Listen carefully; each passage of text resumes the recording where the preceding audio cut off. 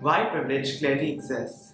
I think it certainly exists. White privilege definitely exists. Yeah, I think it definitely does exist. I think white privilege exists. I think it's very clear that white privilege exists. Yeah, white privilege definitely exists. Most definitely exists. There's the narrative of living in a post-racial society, which is obviously absolute rubbish. We haven't had a non-white Gen Sec. I don't know when we've had one actually. I think that the reason some people don't want to acknowledge it is because for some people to hear the truth, it means they have to let go of their illusions. People think that just because America's got a black president, there's such thing as Jim Crow laws anymore. Just because African countries are independent, it means that racism is dead, which is obviously not the case. We're kind of made to believe that we live in this meritocracy. Yeah. We live in a meritocracy, and everybody wants to say, it's even when you start discussing positive discrimination, everybody wants to shut it down because everybody wants to say, if I get somewhere, I want it to be because of my hard work. But at the end of the day, what they're not processing is no matter how hard you work, you're still going to have obstacles. But yeah, that doesn't mean there aren't other types of privilege. It's not like we're saying all white people are bad or anything. The average person, in the West, educated person, doesn't, is educated and believes in equality and racial equality and stuff like that. So it's kind of hard for them to suddenly identify themselves as someone that might be unconsciously being prejudiced. An inability of white people to see oppression, to be honest. Facilitating public discussion on something like this across class systems, across genders, across everything, it's actually really, really difficult. It's not something I've read about or been taught about in school, so I've never had any exposure to even the word white privilege until very recently. Between the ages of 11 and 16, there were 2 black girls. That was it. Then they were cousins. I didn't, it was literally ridiculous how undiverse my school was. So these conversations would never have happened. You need to be able to discuss it in a way where white people can understand, actually, we are benefiting so much more than other people. Because it's really difficult, I think, to acknowledge your own privilege. The level of privilege in itself, that you can live a good life and not actually be aware of how other people are living, how you're kind of suffering as a result, others are suffering as a result of that. When no one kind of admits it or says that's me or even knows about it, it's kind of, it can't come out into the public discourse. When you look at who are people in power, it's white people, so people look at that and think that that's the norm, and to try and evaluate that in a way to see that actually that's a result of oppression and minorities being oppressed is a really difficult thing for white people to see. To be honest, it took me a while. Definitely since I've been at university, I've noticed a lot more of these things. Media, for example, where if you're white, you are more likely to have attention paid to you if you're a victim than if you are not white, and that's something which I think does exist. It's definitely a historical remnant of the colonial past. White people have colonised and imposed their views and their political system. It pretty much took all the resources of power, which made it capable of imposing its view of the world, basically. Not through debate, not through intellectualism, through violence and oppression. That's an important one to remember. The West isn't superior today because of any moral or intellectual superiority. It's because of physical survival of the fittest. And this has continuously been embedded in national tales, myths, of whatever you want to call it, and eventually absolutely institutionalized. Over time and space, it has settled itself so deeply in the nooks and corners of our collective consciousness that we barely started to notice it anymore. He said empire was good because it made travel easier. And literally when he said that, I was just like, Yeah. You are just completely blinded to the effects of empire. And again, it's this idea that we were helped, or and we're still being helped in society, when that's not true. The country where I come from, Pakistan, the Western ideas of freedom, expression, war, and peace are the tenets of philosophy there. People look up to it. My family, everyone. And coming here, I see how incomplete and flawed they are. And it's difficult to communicate that shortcomings back home because, again, the white privilege is so deeply rooted that people won't be able to understand. Everywhere, but for instance in Uganda I was working for an NGO, and there's like a real hangover from British colonial rule there. And I was there as an intern. And like people who were in charge of the departments would come to me for approval on things. And I was like, this is really strange because I obviously don't know what your job is. I don't know. You know better than I do. I've seen at LSE, like when a white person speaks, their point resonates more loudly than someone of colour. As a Muslim student, I feel like what I'm saying, what I'm thinking, what my ideas are, what I put on paper, what I write, what I say, it's all being monitored. It's all being registered, not as coming from me as an individual, but as coming from a non-white Muslim person. My racial, my religious profile is the first thing that is being looked at when I walk into a room, or when somebody is presented with my piece of writing, and not through me as an individual. That has become my identity, and it doesn't feel good. As long as we don't see a human as any human, as first and foremost a human with their own sort of unique experiences and feelings and emotions and unique ability to feel pain or suffering, I don't see how it can progress. White privilege is literally not having to think about getting yourself out of a situation where you think you might be subject to a hate crime. I feel uncomfortable sometimes when I'm on the streets.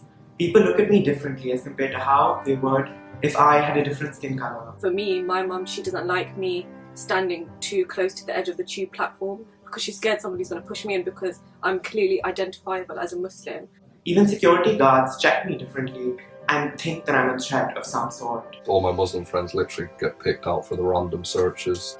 If you're a black woman, for example, and say you do go for a job interview, but you have you wear your hair naturally, for example, like you choose not to straighten your hair, for example, and I know that's a dilemma that a lot of black women go through. Me, as I'm a black woman as well, but I wear hijab. I would probably have to worry about should I remove this? Is this going to be appropriate attire for this job? Sanskrit jurisprudence talks about the difference. They have two definitions of the word justice. There's niti and there's nyaya. Niti refers to institutions and strict rules, and nyaya refers to how actually society behaves. If you looked at afar the sort of legal framework that we have, you'd say that it was race neutral. But when you actually look at how it works in terms of enforcement, it's not race neutral. In countries like America, something like 1 in 3 black American males is at risk of going to prison in their lifetimes. Like 33%. It was 1.3 times more likely that a black person would be smoking marijuana, but it was 3.1 times more likely that they would be arrested or convicted. I mean, if you ask someone who lived in Vancouver in 2010, after Vancouver lost the hockey match, the entire city was up in flames. They were lighting buses. They were looting shops. They were vandalizing property. But no one's like, oh, those fucking Canadians.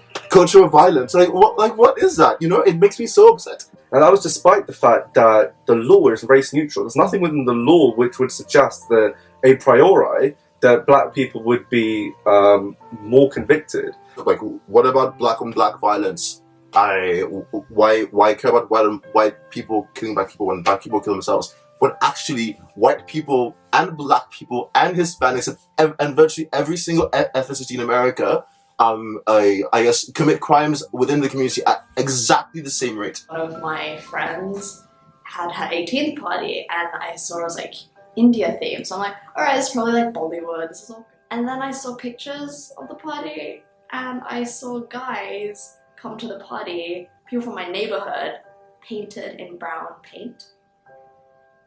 And I don't get how no one found that offensive.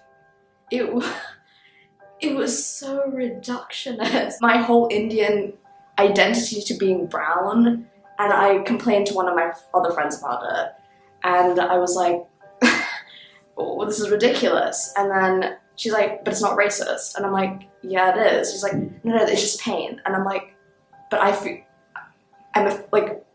this is really offensive to me, and you're making fun of my race. I'm just like, no, it's not offensive.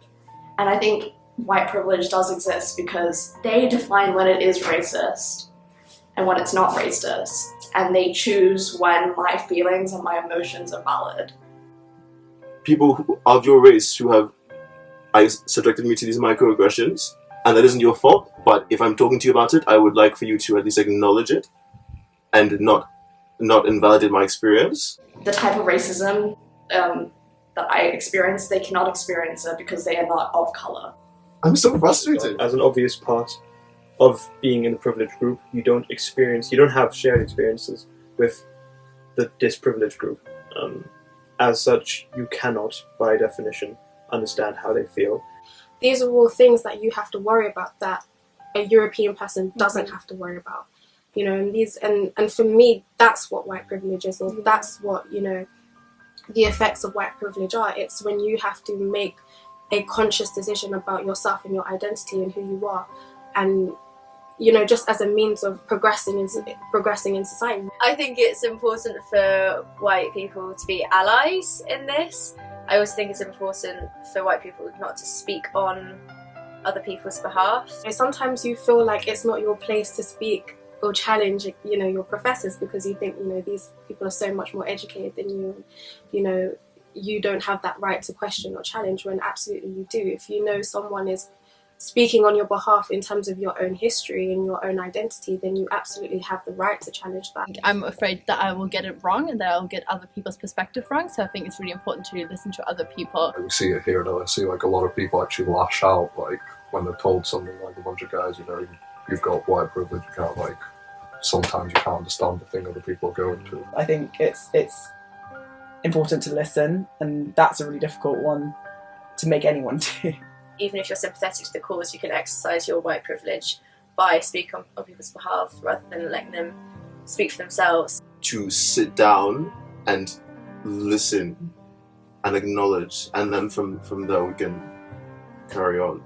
Liberation comes through people liberating themselves, not someone else doing it for them. That's the real battle, getting people to truly want, you know, to change and see the truth. Until we start having these discussions, it will always be something that will be there unless we, you know, are open about it and are honest about it, and you know, take the responsibility to start talking about these things and thinking of ways to move forward. If we don't acknowledge it and stare the truth in the face, then we can't really deal with the problem. So we first have to agree that there is a problem.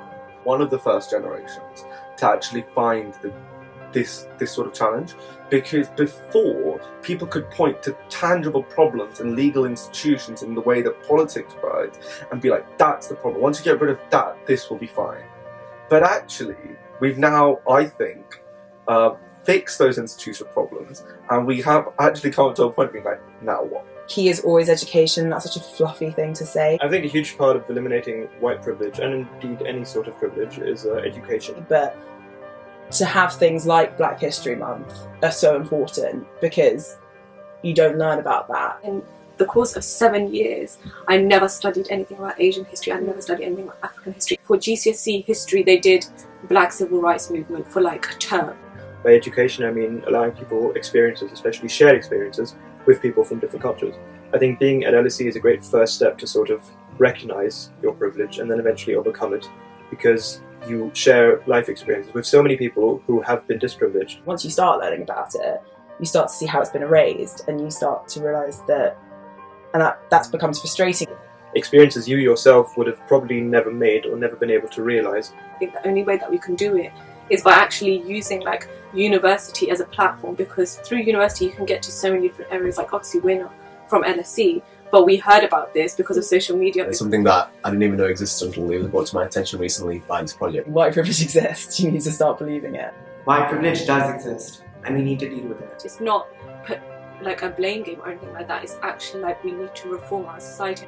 But I believe everyone can change and can wake up to things. You just reach a point of maturity where you're like, you know, I have to speak up and I have to say something, because if I don't, this is just going to be a cycle that continues.